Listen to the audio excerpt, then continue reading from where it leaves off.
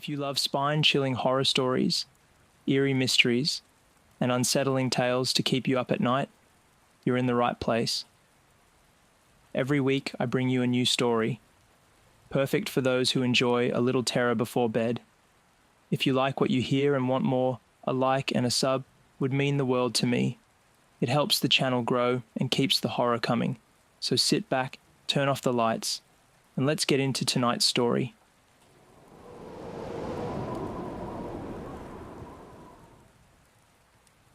The diner smelled of sizzling bacon and old coffee, a relic of the 1950s with red vinyl booths and a jukebox humming a love song. Ruby tapped her nails on the sticky tabletop, eyes flicking to the door every few seconds. Her date, Daniel, was late. They had met online a few weeks ago. His messages had been charming, attentive, too good to be true almost. But after weeks of talking, she had let her guard down. He wasn't like the other guys online, she had told herself. He was different. The bell above the door jingled. Ruby looked up, and her stomach tightened. Daniel was taller than she expected, lean but broad-shouldered, dressed in a black turtleneck beneath a heavy coat. His face was clean-shaven, features sharp, his smile just a little too wide. His dark eyes met hers, lingering a second too long before he strode over to the booth and slid in across from her. "You're even prettier in person," he said smoothly, clasping his hands together on the table. Ruby forced a smile. "You too."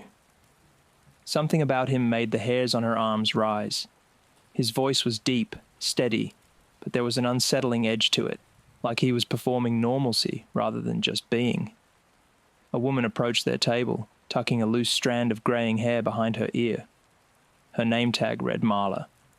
"Sorry if service is slow tonight," she said, offering them a tired smile. "It's just me. Our cook called in sick, so I'm doing everything myself." Daniel smiled at her, but something about the way he did it felt unnatural, like he had practiced it in the mirror. "No problem at all," he said smoothly. "We'll be patient." Marla nodded. "What can I get you two?" "I'll have a coffee," Ruby said, "and a salad." "Burger," Daniel said without looking at the menu. "Rare." Marla jotted it down, shot them another smile, then hurried toward the kitchen. Ruby tried to ignore the way Daniel was watching her, fingers tapping lightly against the tabletop. "So," he said, tilting his head, "are you having a nice Valentine's Day?" "Yeah," Ruby lied. "It's nice to get out." His gaze was unwavering. "I knew we'd hit it off. You're exactly what I imagined." She laughed nervously. "I hope that's a good thing." Daniel reached into his coat. Ruby's stomach clenched, but he only pulled out a small velvet box. "I got you something." She hesitated. "That's really sweet, but open it." His voice left no room for argument. Slowly, she flipped it open. Inside was a heart-shaped locket. It was beautiful, silver, intricately detailed, but when she picked it up, the chain was ice cold. She pressed the clasp. Inside were two tiny photos, one of her, one of him. Her breath caught. How did you get this?" Daniel's smile never wavered. "I like to keep memories of the people I care about." Her stomach twisted. She hadn't sent him that photo. Before she could respond, Marla returned with their food. As she set the plates down, she glanced toward the door. "Guess it's just you two now. The other tables cleared out while I was cooking." Ruby frowned. She hadn't noticed anyone leaving. Marla sighed. "I'll be in the kitchen if you need anything." She disappeared through the swinging doors. Daniel picked up his burger, took a slow bite. The meat bled onto the plate. Ruby needed to clear her head. I need to use the restroom," she said, pushing back from the table. Daniel's eyes followed her as she stood. "Of course," he said. As Ruby made her way toward the bathroom, she caught a glimpse of Marla in the kitchen, wiping her hands on a dish towel. Relief washed over her. At least she wasn't completely alone. She entered the bathroom, locking the door behind her. The moment she was alone, she exhaled shakily, gripping the sink. Her hands trembled. Something was wrong. A soft knock at the door made her jump. "Ruby!" Daniel's voice drifted through the wood. "You okay in there?" Her stomach clenched. She hadn't been gone that long. "I'm fine," she called back, trying to keep her voice steady. A pause. Then, "I don't like being left alone." The words sent a shiver down her spine. "I'll be out in a second," she said, forcing a light tone. Silence. She waited a moment longer, then cracked the door open. Daniel was standing there. Too close. He smiled. "There you are." Ruby swallowed. She stepped past him quickly, glancing toward the kitchen. Marla was gone. The diner was eerily silent. Only the two of them remained. She turned back to Daniel. "Where's the waitress?" He tilted his head. "Out the back, I think. She said she was getting some cleaning supplies." Ruby's pulse quickened. Something wasn't right. She forced a smile. "I'll go check." She took a step toward the kitchen. Daniel's hand shot out, gripping her wrist. "Let's not be rude," he murmured. "I'm sure she'll be back soon." His fingers tightened. Panic flared in Ruby's chest. "Daniel," she said carefully, "you're hurting me." His grip didn't loosen. "Sit down, Ruby." A sickening dread filled her stomach. "I'd rather—" His hand moved to her back, guiding her toward the booth. "Sit." She obeyed. Daniel sat across from her, watching, waiting. Summoning every ounce of courage, Ruby lunged forward, grabbing the salt shaker and throwing it into Daniel's face. He flinched, and she ran. Her feet pounded against the tile as she bolted through the kitchen doors. The smell of burnt grease filled her nose. The grill sizzled, but no Marla. Her stomach dropped. A faint scuffling noise came from the storage room. She turned the corner. Marla lay on the ground, unconscious and unresponsive. A soft laugh sounded behind her. Ruby turned. Daniel stood in the doorway, rolling up his sleeves. "You shouldn't have gone looking," he said, almost amused. Heart pounding, she whirled and sprinted through the back door. The cold night air hit her like a slap. She fumbled for her keys, darting toward her car. Daniel's footsteps pounded behind her.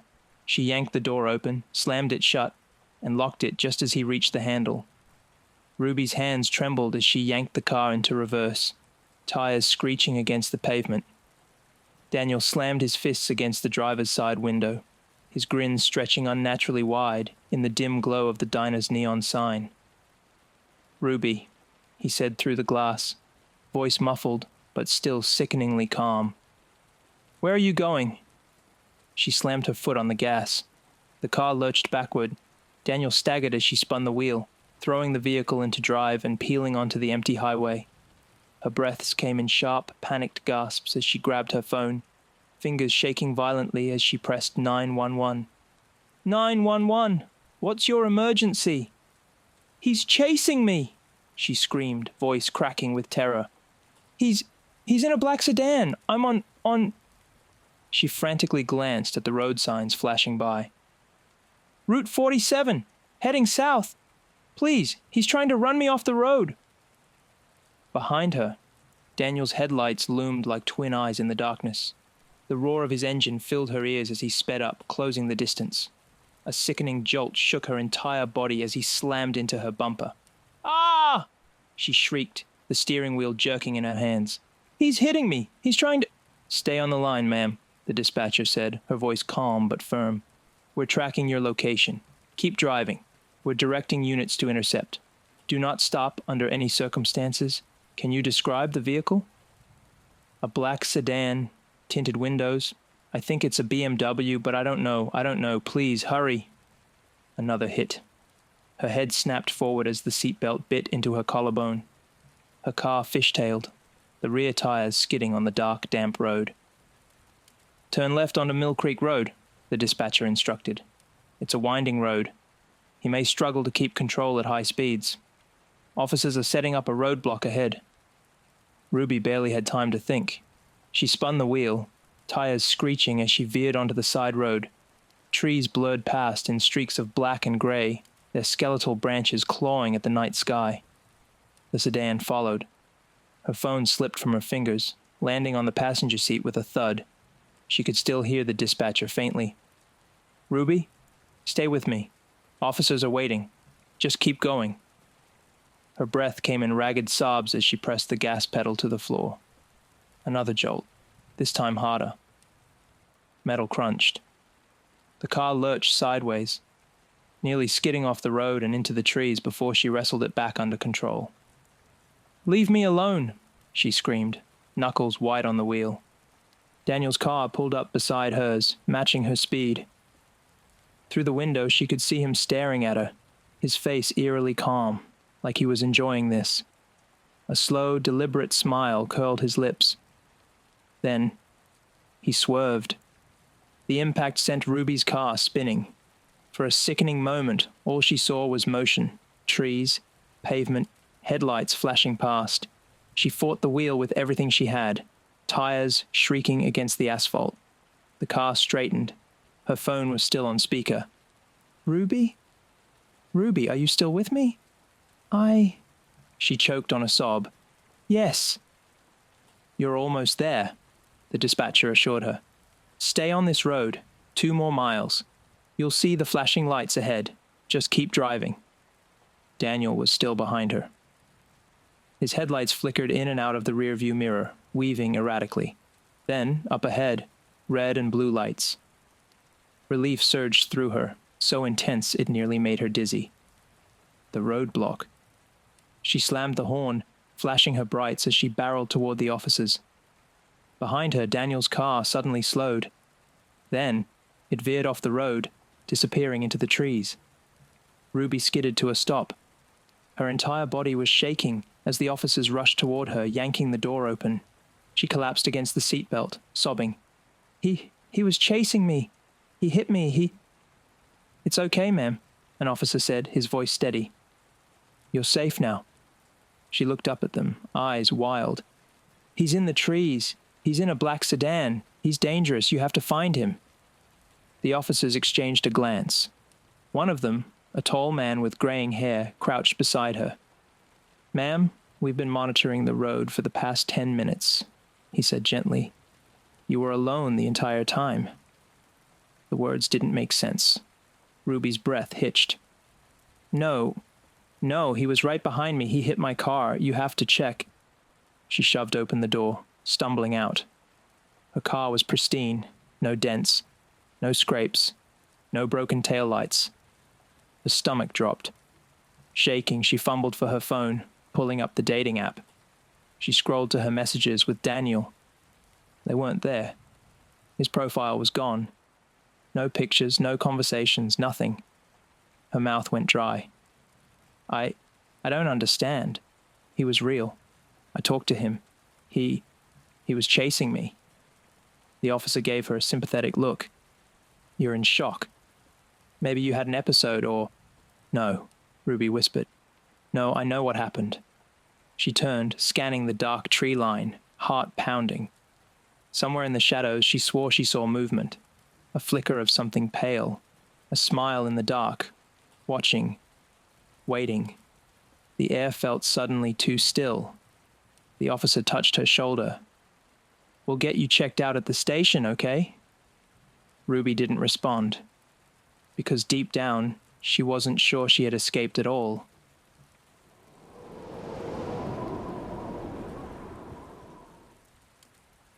Emily wasn't expecting anything for Valentine's Day. She had no one in her life, not in that way. The last time she'd been in a relationship was over a year ago, and she had happily embraced her independence.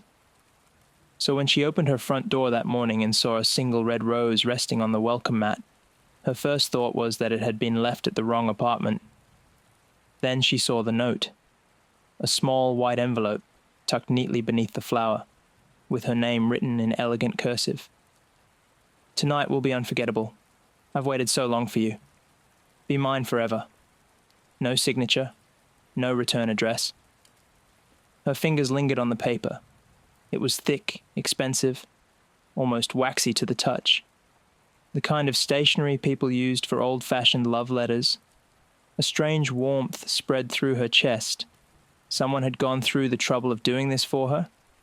Her first instinct was to assume it was a prank. But who would go to the trouble? She scanned the quiet hallway of her apartment complex. No one. Shrugging off the uneasy feeling creeping up her spine, she stepped back inside and set the rose and note on her kitchen counter. Maybe one of her co-workers was playing a joke. Or maybe someone from her past was trying to rekindle something long since forgotten. Still, she couldn't shake the feeling of being watched. At work, Emily tried to forget about the mysterious note. But when she returned from lunch, another surprise was waiting. A small, heart-shaped box sat in the center of her desk. Wrapped in delicate pink ribbon, it was the kind of thing someone would leave for a lover. Her heartbeat quickened. She glanced around the office. No one was watching her. No knowing smiles. No giggles from co-workers trying to gauge her reaction. Slowly, she pulled the ribbon loose and lifted the lid. Inside, nestled between truffles dusted with cocoa powder, lay something small and silver. A locket. Not just any locket. Her locket. The one she had lost as a child. Her fingers trembled as she picked it up. It was slightly tarnished, but unmistakable. The tiny floral engraving, the delicate clasp. She clicked it open. Inside, a faded picture of her 10-year-old self smiled back. A photo taken in her backyard on a summer afternoon. And standing behind her, at the very edge of the frame, was a shadowy figure. Emily's stomach lurched.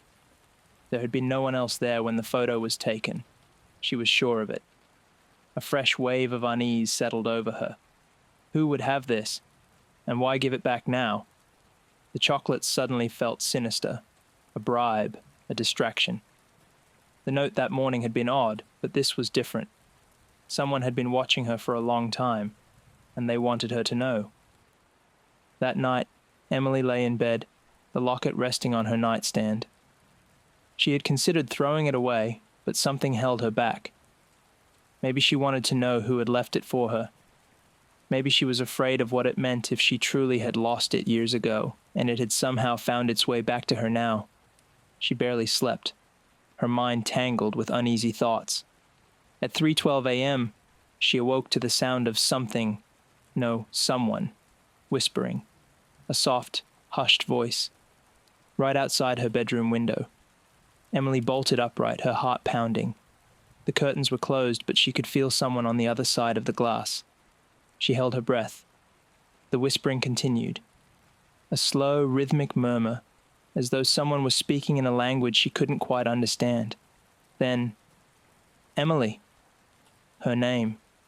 The voice was male. Deep. Loving. Familiar. A shudder crawled down her spine. She reached for her phone with trembling fingers, heart hammering so hard she thought it might explode in her chest. Slowly, she turned on the flashlight and threw back the curtains. Nothing. Her balcony was empty. The street below was deserted. But she knew she hadn't imagined it, because on the glass, where someone had pressed their palm, was the faint outline of a heart. And beneath it, in smeared condensation, were two words, "Be mine." Emily spent the next day in a haze of exhaustion. She told herself it was just a prank. Maybe one of her friends had found her old locket and thought this was some elaborate Valentine's joke. But deep down, she knew better. She needed air. Distraction. That evening, she took the subway downtown, heading to a bar where she knew her co-workers would be. The chatter of the city helped calm her nerves, and for the first time in 2 days, she almost felt normal again. Until she saw him. At first, it was just a feeling, a prickling awareness. Then, through the shifting crowd of commuters, she caught sight of a man, tall, dressed in black, standing unnaturally still in the middle of the moving sea of people, watching her. Her stomach clenched. She looked away, heart racing. "You're being paranoid." but when she risked another glance, he was closer. She swallowed hard and pushed her way through the crowd, keeping her head down. Her pulse pounded in her ears. The subway doors were closing. She hurried inside, turning just in time to see the man step forward. The doors slammed shut, and for one brief, horrifying moment, she locked eyes with him through the glass. His lips moved. "I've waited so long for you." The train pulled away, leaving him standing on the platform, smiling. Emily barely made it home. Every shadow felt alive. Every footstep behind her sent shivers up her spine. Locking her apartment door, she pressed her back against it, struggling to catch her breath. "It's fine. It's nothing. Just some creep." But as she turned on the lights, her stomach dropped. There, on her coffee table, was a single white envelope. She hadn't left it there. Her hands shook as she opened it. Inside was a Polaroid, a photo of her, asleep in her bed, taken from inside her room. Scrawled in blood-red ink beneath the image were the words, "Be mine forever." Emily dropped the photo, stumbling backward, her breath coming in shallow gasps. She wasn't alone. Someone had been here. Someone was still here. A soft creak came from her bedroom, the closet door opening. The night felt endless. Every creak of the building, every whisper of wind, seemed like a harbinger of something terrible. Emily couldn't shake the feeling that she was being watched. No, hunted. She didn't sleep. Instead, she paced the apartment, checking every corner, every window. The Polaroid photo was still on the coffee table, the blood-red ink seared into her mind. She could almost hear the words echoing in her head. "Be mine forever." She glanced toward her bedroom. The closet door was still slightly ajar, the faintest sliver of darkness peeking through. The creak from earlier had unsettled her, but now it seemed louder, more pronounced, as if someone was waiting, just out of sight. Emily stepped cautiously toward the door, her legs trembling with each movement. Her breath felt tight in her chest as she reached for the handle, but before she could open it, the bathroom light flickered. A chill washed over her. With a growing sense of dread, she made her way down the hallway toward the bathroom, the floorboards groaning under her feet. When she reached the mirror, she froze. In the reflection, she saw something she hadn't noticed before. A shadow, dark and shapeless, standing in the doorway behind her. Her heart stopped. She spun around, but there was nothing.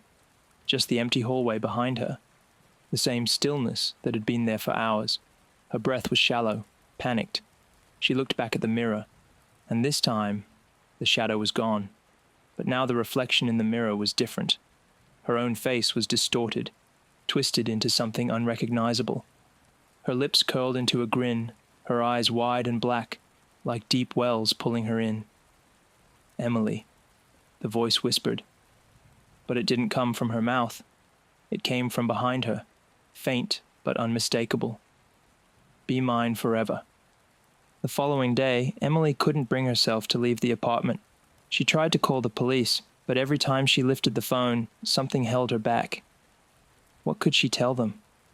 That someone had sent her a few flowers, a locket, and a photo? No one would believe her.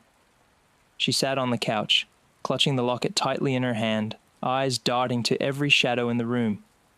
The TV was muted, but the flickering images did little to distract her. That was when her phone buzzed. A text. "I see you." Her stomach dropped. She tried to rationalize it. It was just some sick person getting their kicks. But then came another text. "I've been waiting for you, Emily."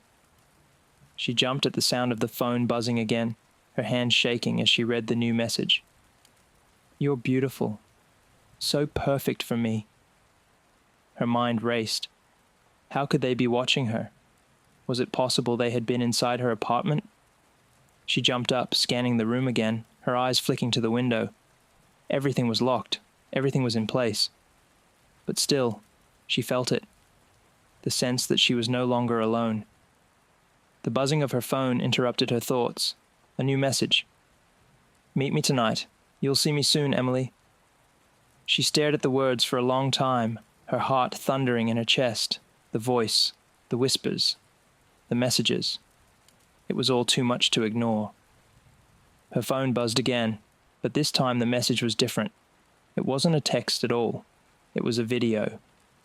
Her fingers hovered over the screen as she pressed play. The grainy footage showed the inside of her apartment, the camera shaking slightly.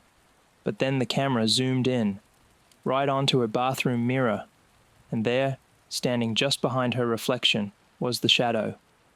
The same featureless figure from the night before. Only this time, it was closer. Emily's breath caught in her throat. "Be mine forever, Emily," the voice said, the sound of it echoing through the video. The recording ended, but the image lingered in her mind. The figure wasn't just outside her apartment. It was inside. That night, Emily didn't sleep. She couldn't. Her mind raced, her pulse a constant thrum in her ears. She felt the weight of the room pressing down on her. The walls seemed to close in, the air growing thicker with every passing second. As the hours ticked by, she couldn't shake the feeling that she was being watched. The feeling of invisible eyes on her skin, crawling over her every movement. She couldn't even look at her phone anymore. But then, at 2 a.m., her doorbell rang. A single, soft ring. Her breath caught in her throat. No one ever visited her this late. She slowly approached the door, her heart racing. She stood there for a moment, staring at the peephole, her mind screaming at her to just ignore it. But curiosity won. She opened the door. There, on the doorstep, was a small box, wrapped in velvet, with a golden ribbon. A card was attached. "Meet me where it all began. You'll remember soon enough. I've waited long enough for you, Emily. We're meant to be together." She turned the card over. On the back, written in thick red ink, were 2 words. "Be mine." The box sat on her kitchen table, taunting her. She had spent hours staring at it, the card and the velvet ribbon mocking her resolve. The night was thick with silence, her apartment now feeling like a prison. She hadn't dared open the box, but the longer she waited, the more her anxiety gnawed at her. She remembered the previous day, the creeping dread that had followed her wherever she went. The videos, the shadow in the mirror, it all felt like some nightmare she couldn't wake up from. It was then that she remembered something. Something from a long time ago, buried deep beneath the surface of her memory. Her fingers trembled as she picked up the box, slowly lifting the lid. Inside, nestled on a bed of black tissue paper, was a photograph. Another Polaroid. This time it wasn't of her. It was of a young woman standing in a dark hallway.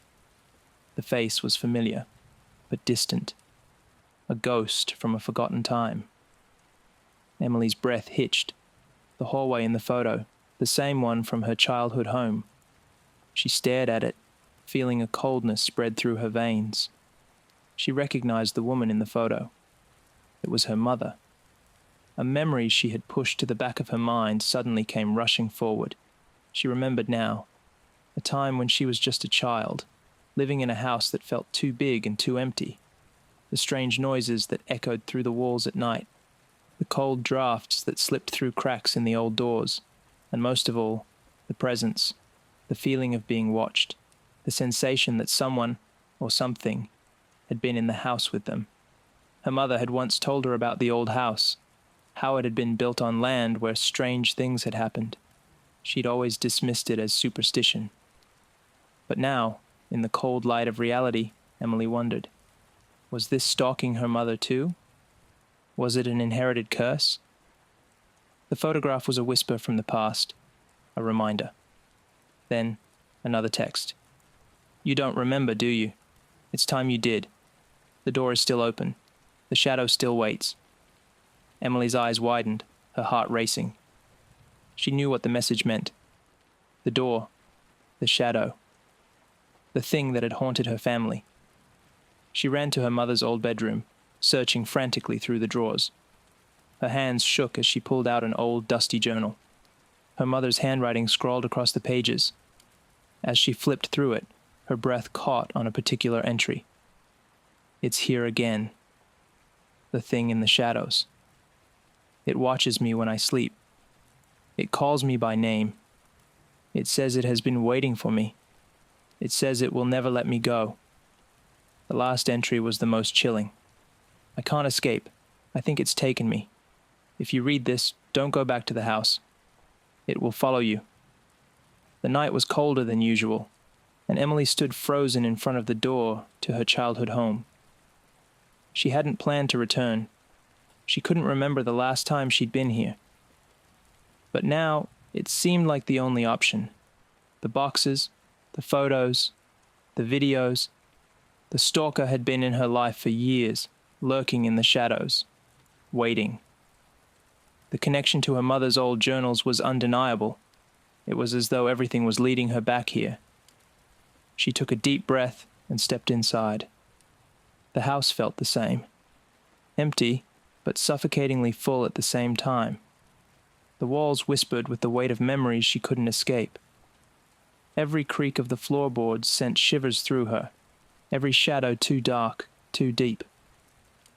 The kitchen was as it had been all those years ago. The old wooden table, the chair that she had sat in as a child, the smell of stale air that never quite left the place. But the most unsettling thing was the mirror that hung above the sink. It was the same mirror from the photograph. Emily approached it slowly, unable to tear her eyes away from her reflection. But it wasn't just her reflection anymore. The shadow was there. It loomed in the mirror, darker than the darkness around it. Its outline was almost human, but the face, it was not human. Its eyes were black pits, its mouth twisted in a grin that sent ice running through her veins. And then, in a voice that wasn't her own, it spoke. "I've waited for you, Emily. Now we can be together." Her pulse hammered in her chest, and she spun around. But no one was there. Nothing but the empty room. She ran out of the house, her legs carrying her as fast as they could move, but the air felt thick, heavy with something suffocating. She could feel it in her bones. The shadow was following her. Everywhere she went, there was a presence. The darkness in the corners of her vision. The feeling that it was closing in, tightening its grip. She didn't know how long she had been running, but she ended up in the park across from her apartment building. Breathless, dizzy, she collapsed onto a bench. And that's when she heard it. Footsteps, slow, deliberate. She turned her head, and through the darkness, she saw him. The man from the subway. The same tall figure in black standing across the street. He didn't move. He just stared. And in the faint light of the street lamp, she saw him smile. "Be mine forever, Emily," he whispered. Emily stumbled back to her apartment, heart racing, pulse pounding in her ears. She could still feel the man's gaze on her, like fingers crawling along her skin. She couldn't outrun him, couldn't escape him. When she reached her door, she noticed something on the ground. Another envelope. It was addressed to her, written in the same blood-red ink. The door was unlocked. With shaking hands, she opened it. Inside was a single note. "I've been watching you for years, Emily. Waiting. And now, you're mine." Her breath caught in her throat. The words didn't make sense. They couldn't. She had to get out of there. But as she turned to leave, she saw him, in the hallway, smiling. Be mine forever. Hers.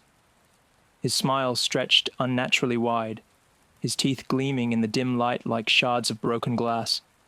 She wanted to scream, but her voice was trapped somewhere deep inside her. "You can't run from me anymore, Emily," he said, his voice low and thick, like syrup.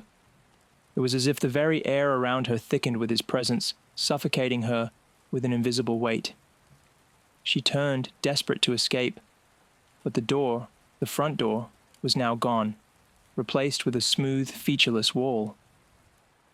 The hallway seemed to close in on her, the walls pressing closer and closer. Every step she took toward what had once been the door only made the space feel tighter. She was trapped. Panic surged through her, and she ran in the opposite direction, stumbling down the dark hallway toward the staircase. The silence was deafening, broken only by the sound of her frenzied footsteps and the faint echo of his voice. "You can't escape your fate, Emily. You belong to me now." Her pulse pounded in her ears as she reached the stairs, her legs weak and trembling. She had to get away. She had to survive. But as she reached for the banister, a cold hand shot out of the darkness, gripping her wrist with a force so strong it almost broke her arm. She gasped, spinning around to face the man. His grip was like iron, unyielding, pulling her closer with each passing second. She tried to pull away, but it was as if her body was no longer her own. "No, please," she pleaded, her voice cracking with fear. "I'll do anything. Just let me go." He laughed, a hollow, empty sound that echoed through the walls, making her blood run cold. "You never had a choice, Emily. You were always mine." His fingers tightened, and with a sudden jerk, he pulled her toward him. She felt a sharp pain in her chest, like something was ripping her apart from the inside. It was as though every muscle in her body was being torn away, the very fabric of her existence unraveling before her eyes. And then, for a moment, there was nothing. The world went black. When Emily opened her eyes again, she wasn't in her apartment. She wasn't in the hallway. She was in a room. It was dim, lit only by the flickering light of candles scattered around the room. The air smelled of roses, sickly sweet, heavy. Her hands were bound to a chair, her legs too. She couldn't move. She could only stare wide-eyed as the figure stood before her, the man, the stalker. He was smiling again, that same twisted grin, but this time, his eyes were different, cold, empty. "I told you, Emily," he murmured, his voice sending chills down her spine.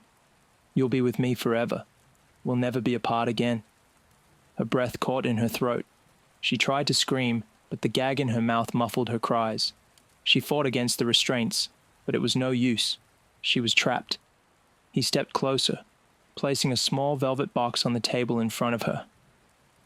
"I got you a present for Valentine's Day," he whispered, his voice a mockery of sweetness. "You'll love it. We'll be together forever, just like you wanted." He slowly opened the box. Inside was a single blood-red rose. But as he lifted it, Emily saw something else, a small piece of paper, folded neatly. "This is the last gift I'll ever give you, Emily. Now you're mine, and you will never leave me again." The room seemed to spin. The walls pressed in, suffocating her as the reality of what was happening set in. She was no longer just a victim of his obsession. She was his. The candlelight flickered, casting shadows that danced along the walls. But then, something changed. The shadows began to shift, taking form. The room seemed to grow colder. Her breath caught in her chest as she realized what was happening. The shadows were no longer just shadows. They were alive. The figure in front of her smiled one last time, and then, without warning, the room began to disappear. The walls crumbled, the candles flickered out, and the darkness swallowed her whole. When Emily opened her eyes once more, she was back in the hallway. The one from her childhood home. The one where it all began. Only this time, everything was different. The hallway seemed longer, darker, more distorted. The air was thick with an overwhelming sense of dread. And in the distance she saw him, the stalker. He stood there, just like before, but now there was something off about him. His eyes were completely black. No pupils, no whites. Just darkness. "You should have known, Emily," he said, his voice now hollow and distant. "There's no escape from me. Not now. Not ever." She tried to scream, but her voice was gone. There was nothing but silence. The walls around her seemed to close in, crushing her with their weight. And then, as if she were falling through the very fabric of reality, the world around her split apart. She was no longer in the hallway. She wasn't even in the house. She was nowhere. But she could feel him still, his presence, his touch. He was with her, always. "Forever, Emily," the voice whispered in her ear. "Forever."